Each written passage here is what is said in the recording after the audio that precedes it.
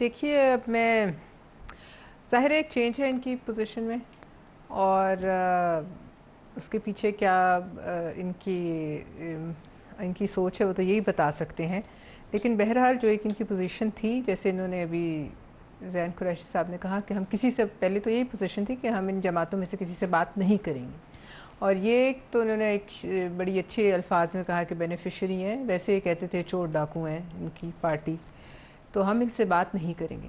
لیکن آج اگر یہ بات کرنا چاہتے ہیں تو پرانی تلخیاں ان کو ایک طرف رکھتے ہوئے میں سمجھتی ہوں کہ یہ اچھی خوشائند بات ہے.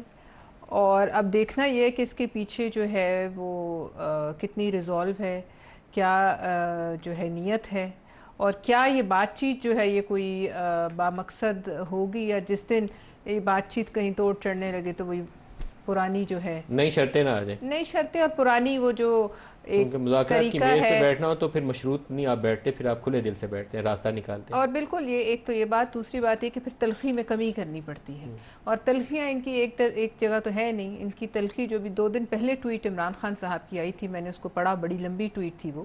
اس میں تو مجھے کہیں بھی کوئی ایسا ان کی طرف سے لچک کا جو ہے مظاہرہ، آپ نے شاید پڑھی ہو، بڑی ایک لمبی ٹویٹ انہوں نے لکھی اور وہی باتیں ریپیٹ کی جو وہ ہمیشہ سے کرتے رہے ہیں، اداروں پر بھی تنقید کی.